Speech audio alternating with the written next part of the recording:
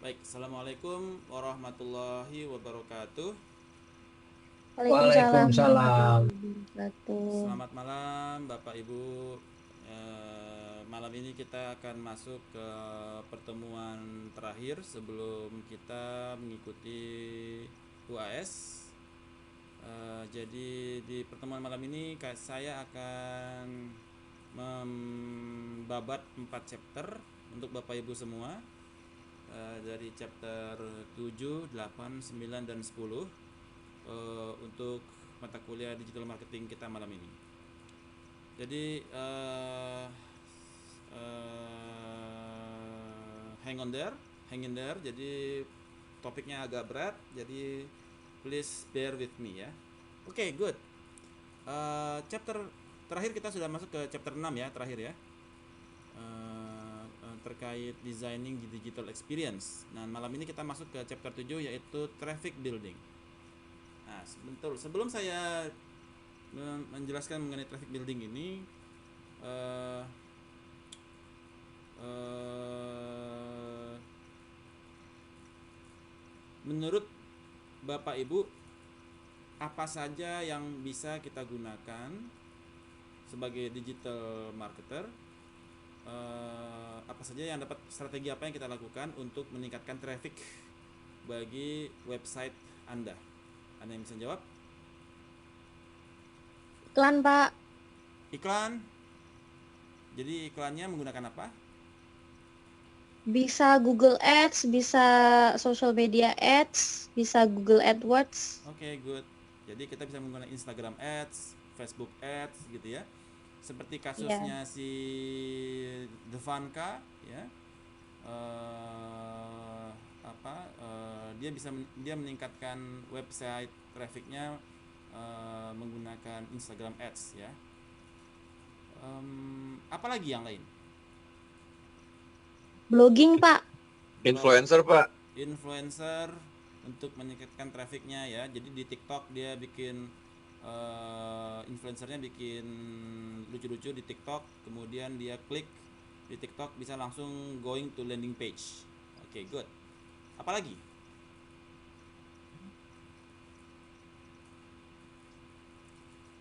What else?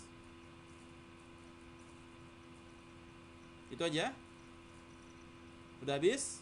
Letter, Pak. Apa, Novi? Newsletter. Newsletter. Newsletter. Bagaimana cara bekerjanya newsletter? Kalau seandainya kita udah punya data dari customernya sih, Pak. Jadi bisa kita kirimin email kalau kita ada promo atau. Itu arahnya ke mail blasting ya?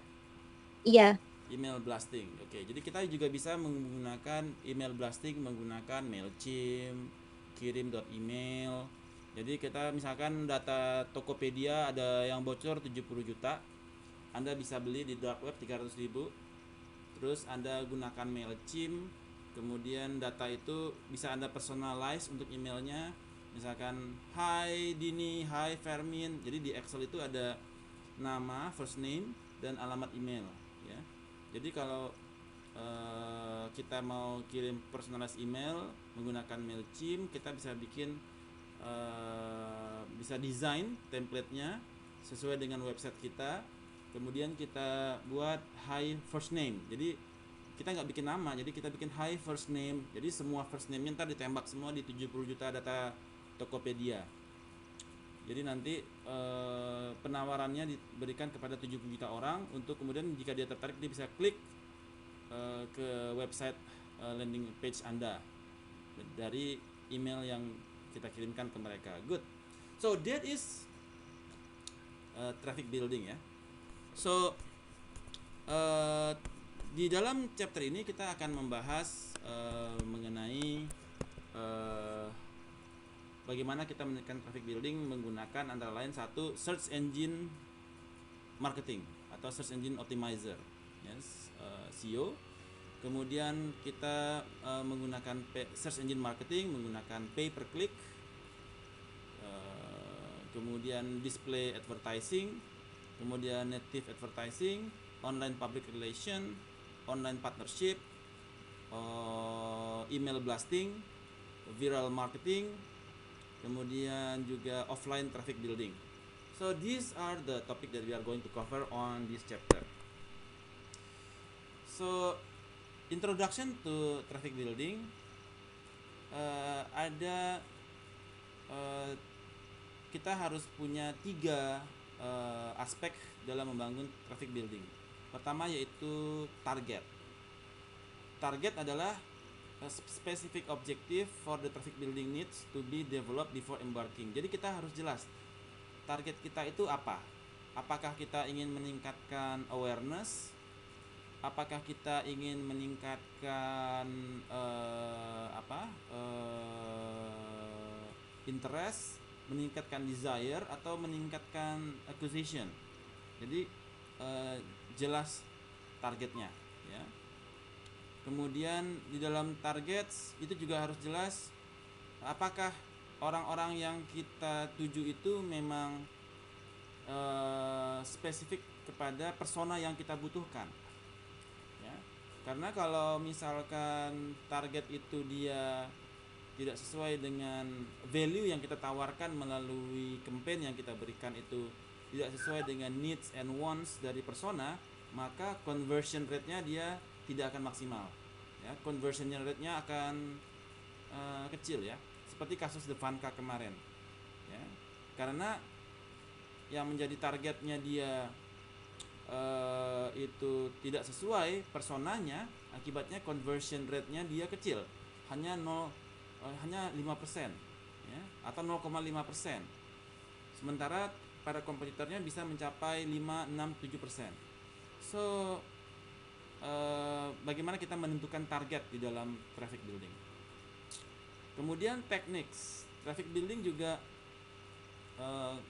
traffic building involve combining new digital media channels and traditional offline communications to promote the website and to encourage traffic.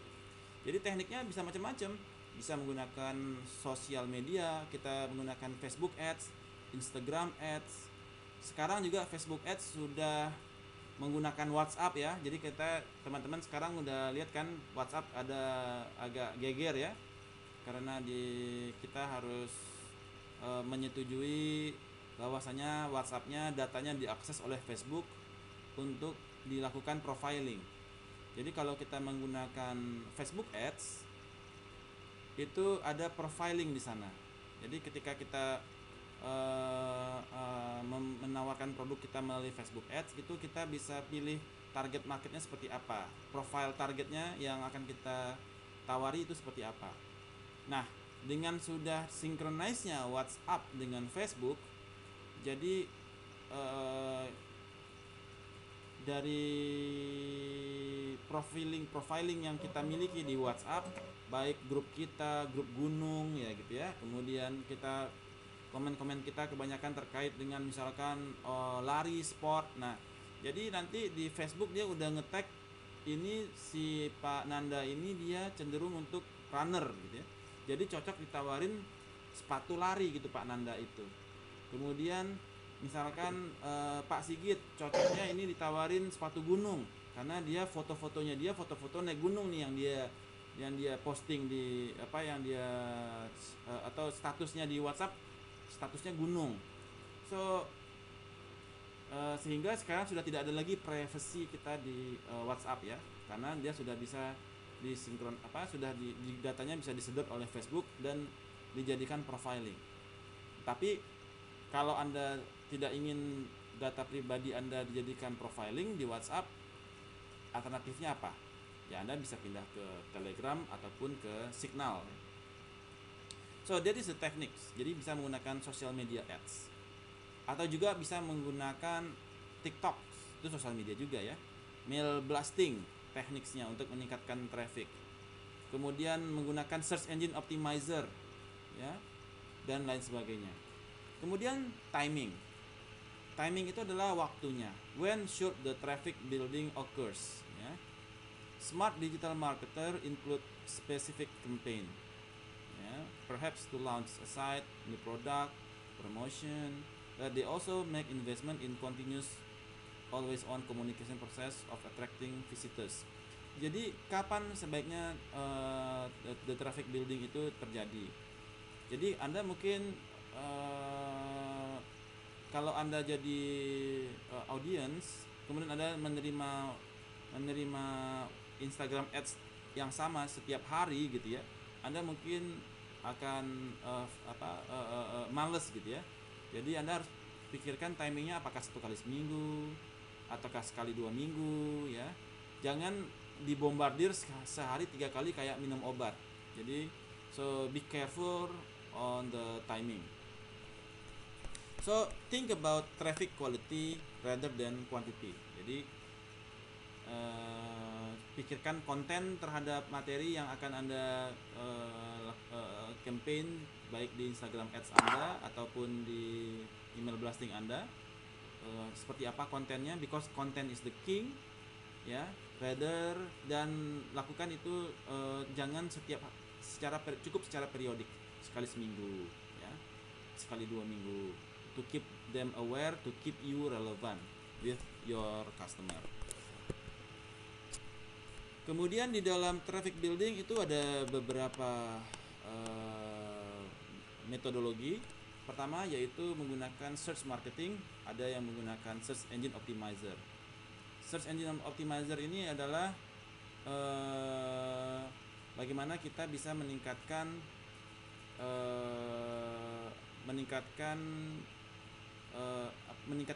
ranking kita di dalam Google Search. Jadi kalau Anda punya website, misalkan ada website yang Anda miliki, kemudian ketika orang klik di Google Search itu, misalkan usahanya adalah hosting website gitu ya, untuk hosting website.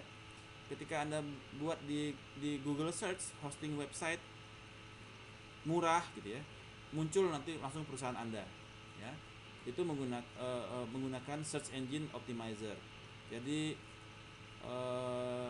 ada yang disebut di dalamnya itu key phrase. Ada beberapa key phrase yang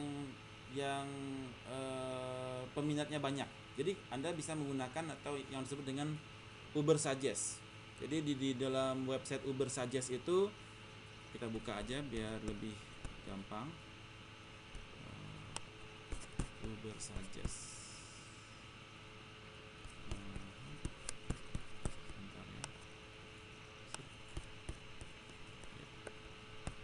www.ubersuggest.com. Agak lama ini. Koneksinya lagi jelek. Jadi di dalam www.ubersuggest.com itu Anda catat aja dulu ya, www.ubersuggest.com. Itu kita bisa menentukan apa menjadi key phrases yang paling tinggi trafficnya, yang paling banyak dicari. Kalau misalkan Anda hosting murah di Bekasi gitu ya, itu akan muncul kalimat tersebut, itu berapa banyak orang yang mencari kalimat tersebut. Jadi search engine optimizer ini adalah kita mencari top 20 key phrase. Apa saja yang menjadi key phrase 20 key phrase yang paling tinggi pencarinya, peminatnya untuk produk yang Anda tawarkan. Jadi Anda misalkan menawarkan hosting murah ya. Jadi Anda harus kalau hosting murah itu berapa sih peminatnya gitu ya. Bisa menggunakan Uber Suggest ini. Udah muncul belum? Waduh, memang lagi lambat ini kondisinya. Oke. Kemudian yang kedua menggunakan paid search ya, pay per click. Jadi di Google Anda juga bisa membayar untuk paid search, di mana Anda menggunakan Google Ads itu Anda bisa tampil di urutan pertama, tapi Anda harus bayar ke Google. Kemudian dan di sana pay per click, jadi ketika Anda klik baru Anda bayar. Baru Anda pay per click ketika Anda klik, ketika si customer itu klik Anda punya website, baru Google akan charge Anda. Kemudian yang kedua menggunakan online public relation ya. Jadi kita ada publisher outreach, kemudian di mana misalkan public relation itu dia lebih kepada seperti blogging gitu ya. Jadi ada blog-blog yang mempublikasikan Anda. Jadi dia di blognya dia itu dia merekomendasikan website Anda untuk travel gitu ya, atau merekomendasikan website Anda untuk biro perjalanannya dan lain sebagainya. Ataupun community participation. Jadi ada komunitas-komunitas yang merekomendasikan untuk website Anda. Kemudian yang ketiga adalah online partnership. Jadi online partnership ini bagaimana cara Anda memilih? Misalkan Pak Amru itu di Bukalapak, ya.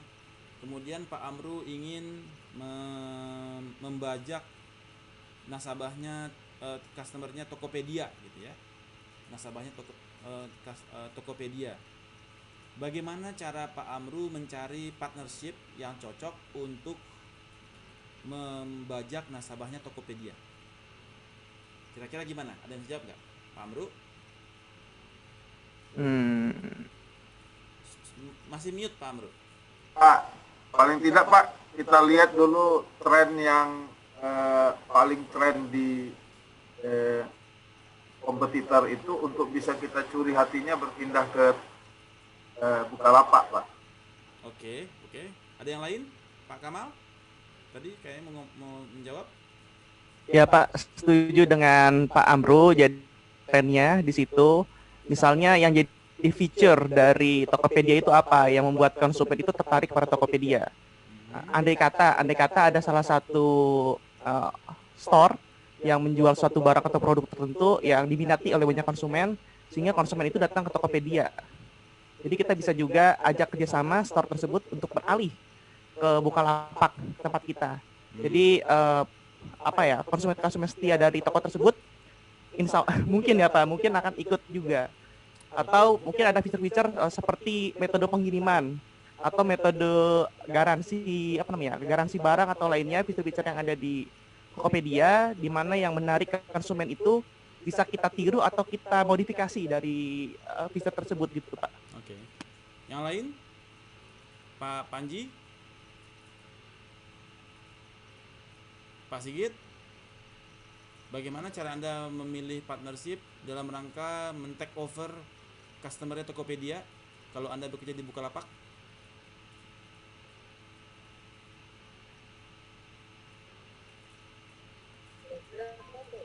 Pak Nanda? Trennya dulu. Ya, Pak Sigit silakan. Saya sama Pak, idenya cari trennya dulu yang bisa menarik customer-nya baru di situ sih Pak. Oke, good. Jadi caranya mirip-mirip. Jadi cuma mungkin redaksionalnya agak berbeda.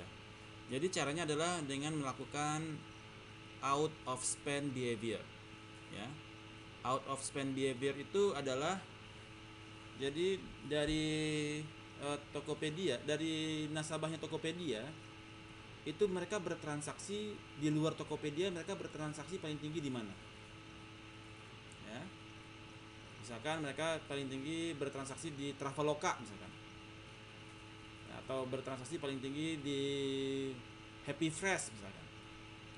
Ternyata nasabah Tokopedia itu paling tinggi di luar Tokopedia, dia out of spend Tokopedia behaviornya itu dia bertransaksi banyak di Happy Fresh. Oke. Jadi partnership yang dicari adalah yang dicari oleh Bukalapak adalah yang sebaiknya dilakukan oleh Bukalapak adalah partnership dengan Happy Fresh. Jadi Bukalapak mengajak kerjasama dengan Happy Fresh.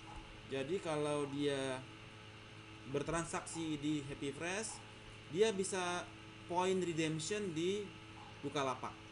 Jadi kayak misalkan semakin banyak Anda bertransaksi di Happy Fresh, dapat poin-poin ini bisa Anda transaksikan di Bukalapak. Jadi mereka bisa kerjasama kayak gitu misalkan. Nah itu disebut dengan out of spend behavior. Nah, jadi dia bisa menggunakan point redemption ataupun dengan co-branding, ya co-brand Bukalapak, Tokopedia, Happy Fresh, atau link building ataupun affiliate marketing. So poinnya adalah nasabah Happy Fresh kemudian mulai bertransaksi di Bukalapak. Good. Kemudian yang berikutnya adalah yang keempat adalah interactive ads, ya. Jadi kita bisa menggunakan behavioral targeting, kemudian sponsorship, kontrak. Nah, pertanyaan saya, bagaimana cara kita melakukan behavioral targeting? Ada yang bisa jawab? Behavioral targeting itu seperti yang customer journey itu bukan, Pak? Seperti apa? Lihat tadi customer journey-nya. Customer journey-nya. Iya, Iya. mirip gitu. Gimana tuh? Ya, itu Pak, misalnya kita bisa lihat dari apa ya kemarin itu Bapak bilang apa, stickiness bukan Pak? Market basket. Market basket bisa dilihat dengan cara kayak gitu-gitunya Pak. Ya, oke, good. Jadi market basket misalkan setelah orang beli telur dia beli apa?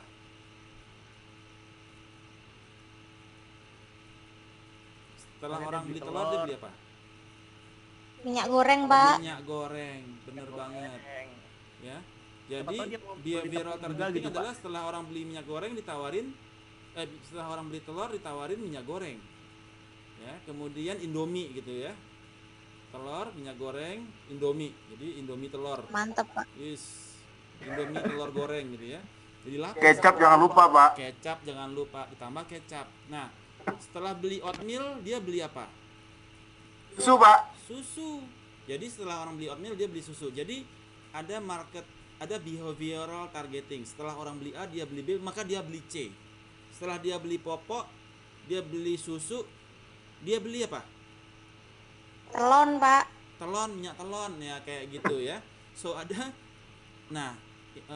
behavioral targeting. Kemudian yang kelima adalah email blasting ya. Email blasting ini kita ujung-ujungnya semua akan email blasting Bapak Ibu. Ketika Bapak Ibu menggunakan semua tools ini, apa yang Bapak Ibu dapatkan? Bapak menggunakan Instagram Ads, Facebook Ads, TikTok ya. Semuanya itu ujung-ujungnya apa yang Bapak Ibu dapatkan? Data, Pak. Data apa ya? Data kayak nama, Terus nomor telepon, email, terus dari behaviornya juga nanti kelihatan, Pak. Oke, good. Jadi ujung-ujungnya Bapak Ibu akan mendapatkan kolam email address ya. Ribuan data masuk, email address masuk semua tuh ke Bapak Ibu. Nah, ujung-ujungnya kan Anda kan nggak mungkin pakai Instagram terus tiap hari kan, bakar duit 50.000, bakar duit 30.000 pakai Instagram Ads, bakar duit lagi 50.000 per hari pakai Facebook Ads. Kan nggak mungkin buang duit terus tiap hari, ya kan? Nah, walaupun yang penjualannya bertambah, tapi kan bakar duit terus ya capek juga kan? Ujung-ujungnya orang akan menggunakan email blasting, ya. Jadi Anda desain MailChimp, kemudian Anda desain email Anda, terus Anda personalize menggunakan email address yang Anda dapatkan tersebut. Kemudian bila mereka tertarik, dia bisa klik dan masuk ke website Anda untuk membaca apa saja yang menjadi penawaran Anda secara lebih lengkap. So at the end semua akan MailChimp pada akhirnya. Seperti semua orang akan beli expander pada akhirnya ya, melepaskan Avanza-nya dan membeli expander gitu ya. Jadi semua akan expander pada akhirnya dan juga semua akan MailChimp pada akhirnya. So that is opt-in email blasting. Kemudian social media marketing. Social media marketing ya Instagram Ads, Facebook Ads yang viral gitu ya. Viral marketing, TikToks ya. So those are social media marketing. Alright. Kemudian Pak, boleh nanya Pak, silakan. mengenai yang email marketing ini Pak. Jadi dua minggu yang lalu kan saya ada weekly meeting sama tim gitu. Ya.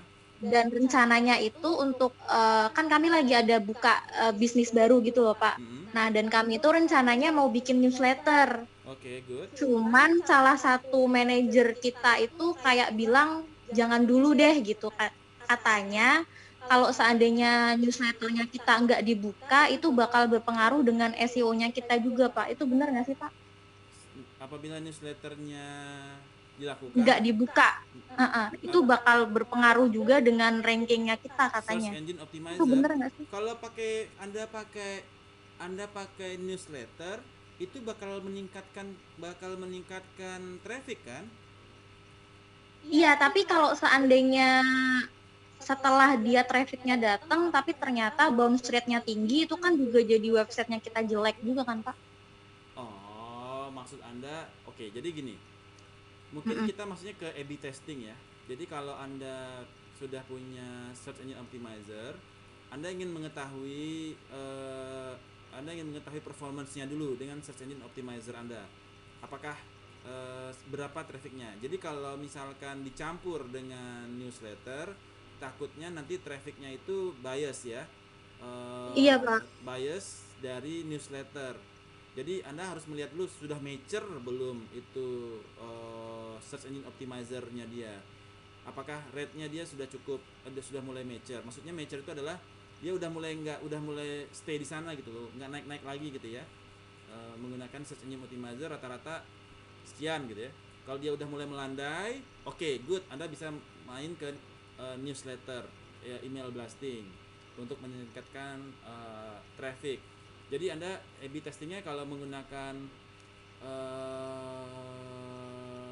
search engine optimizer berapa rating trafficnya. Kemudian kalau menggunakan newsletter berapa peningkatan traffic. Jadi supaya tidak jadi false traffic gitu ya. Anda pikir ini karena search engine, ternyata ini sebenarnya karena newsletter. Betul juga. Jadi selama certain period Anda tunggu dulu hasil dari search engine optimizer dulu sampai rate-nya dia mature. Kebayang, Diana? Kebayang Pak. Oke. Makasih Pak. Good. Kemudian search engine marketing ya menggunakan bagaimana kita menempatkan key phrase, keyword yang dicari oleh para penjelajah Google kita, ya, penjelajah produk kita. Jadi ketika dia search mengetikkan key phrase yang dia cari itu, kalau itu ada di website kita banyak, maka itu akan meningkatkan ranking kita. Jadi kita harus mencari kira-kira keyword apa saja yang paling sering digunakan oleh para pencari informasi tersebut. Oke. Kemudian bagaimana bekerjanya search engine optimizer? Oke, kita kan hari ini akan garap 4 chapter ya. Jadi saya agak cepat sedikit. Ini kita udah ngabisin 45 menit ya di sini. Ya setengah jam lah ya. No worries. Cara kerjanya adalah pertama adalah crawling. Ya, crawling itu bagaimana dia ketika kita ketik keyword kita hosting murah, dia bakal crawling ke semua website. Jadi crawling mengidentify pages yang ada kalimat hosting murah ya di Indonesia, kemudian atau di Google Engine. Kemudian dia indeks itu dia urutin ya, an index to create to find the most relevant pages containing the kata-kata yang kita tulis. Dia indeksnya, oh di sini kalimat hosting murah itu ada indeksnya itu ada berapa sini, 1, 2, 3 diurut nanti ya. Kemudian dia ranking atau scoring ya, yang berdasarkan relevance atau berdasarkan frekuensi atau traffic yang masuk ke sana. Jadi dia buat scoring berdasarkan traffic ke sana. Kemudian baru dia menampilkan hasil dari hasil dari pencarian tersebut. Oh, ini yang dia rekomendasikan, ya. Jadi that is how search engine optimizer bekerja. Kalau kata-kata yang kita tulis itu semakin relevan, kata-kata yang kita taruh key phrase itu kita taruh di dalam landing page kita, di judulnya, di title-nya, di promonya, semakin relevan, maka semakin tinggi kemungkinannya bahwasanya website kita akan muncul di urutan pertama dari pencairan Google. Oke. Nah, search engine optimizer strategi itu ada 4 macam, yaitu on page optimization yang tadi saya sampaikan di on page. Yang kedua adalah external linking or offsite of optimization. Jadi external linking, jadi kalau ada website-website yang kita berafiliasi, dia juga mereferkan untuk kepada website kita untuk melinking kepada kita, itu juga meningkatkan skor kita di mata Google. Jadi kalau ada websitenya Pak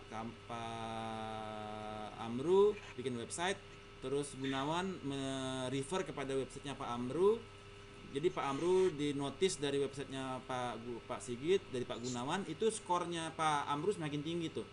Jadi dia bisa tampil urutan di awal. Kemudian internal link structures, ya. Jadi misalkan di kita itu ada link untuk terkait orang luar bisa download materi kita terkait itu segala macam yang kita atau kita bisa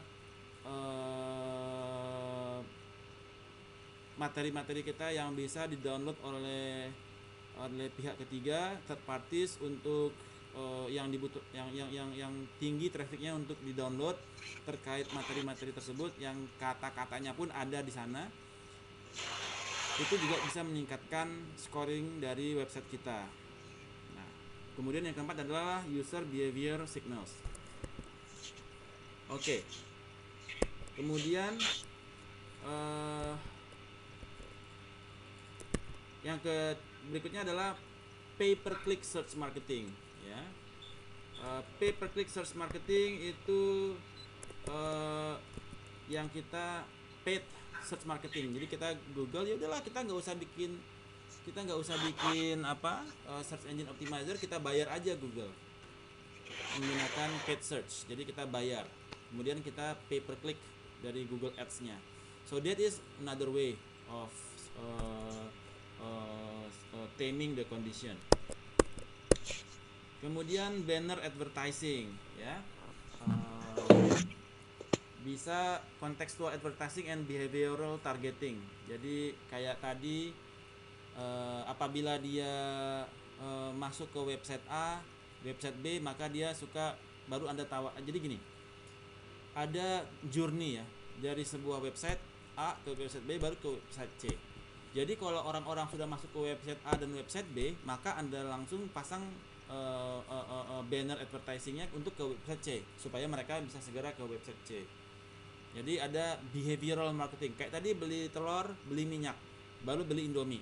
Sekarang websitenya dia dari detik.com masuk ke Kumparan, baru dari situ habis Kumparan dia masuk ke Traveloka gitu. Baru Traveloka taruh banner advertising di Kumparan. Jadi dia menemukan pola setelah dari detik ke Kumparan baru ke Traveloka, seperti itu. Jadi itu kita bisa menggunakan program behavioral targeting kepada IP address tersebut. Kemudian ada juga location based ads, ya. Jadi location based ads itu dia menggunakan ketika kita misalkan lokasi kita misalkan gini, kita pernah mengunjungi Zara gitu, ya. Mengunjungi Zara, IP address kita terdetek oleh Zara.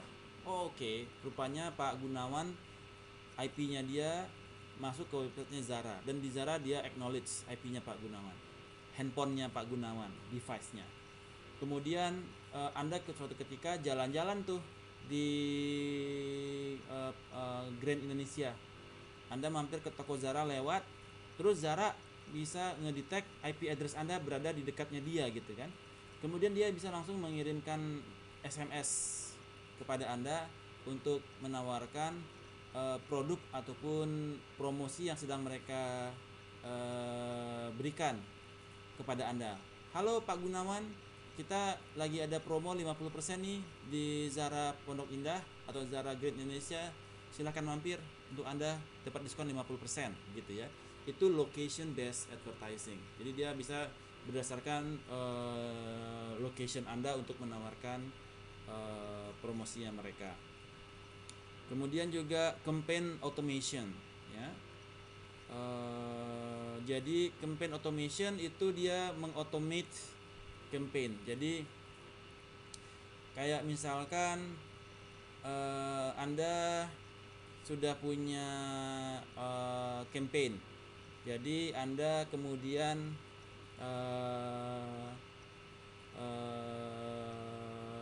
mendesain, Anda punya campaign untuk 1 tahun.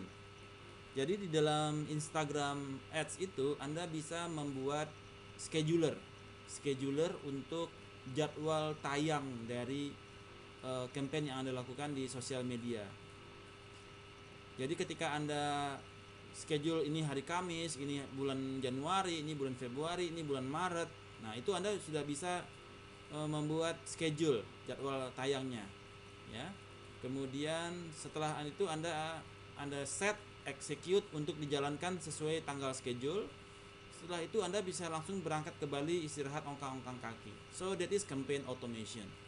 Dan itu yang terjadi ya. Jadi kalau saya bikin campaign ya terkait bisnis saya gitu ya, saya desain campaignnya ada 20, terus saya setting di 20 schedule, udah biarin aja campaignnya jalan sendiri per tanggal sekian. Jadi saya tinggal tunggu aja kira-kira berapa orang yang buy my product or my services gitu ya.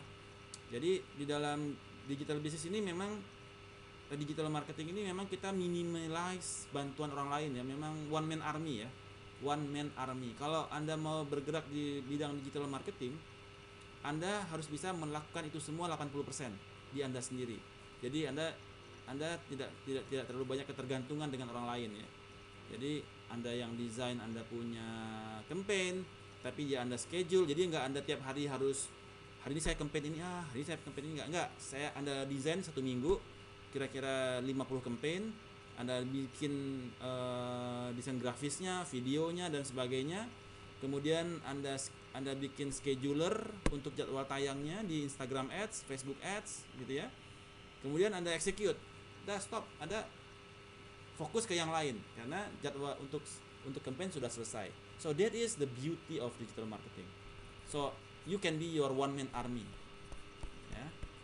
Setiap hari Anda bikin campaign padahal Anda sebenarnya udah bobo gitu ya.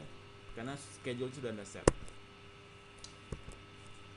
Kemudian online PR ya. Online PR untuk public relation. Jadi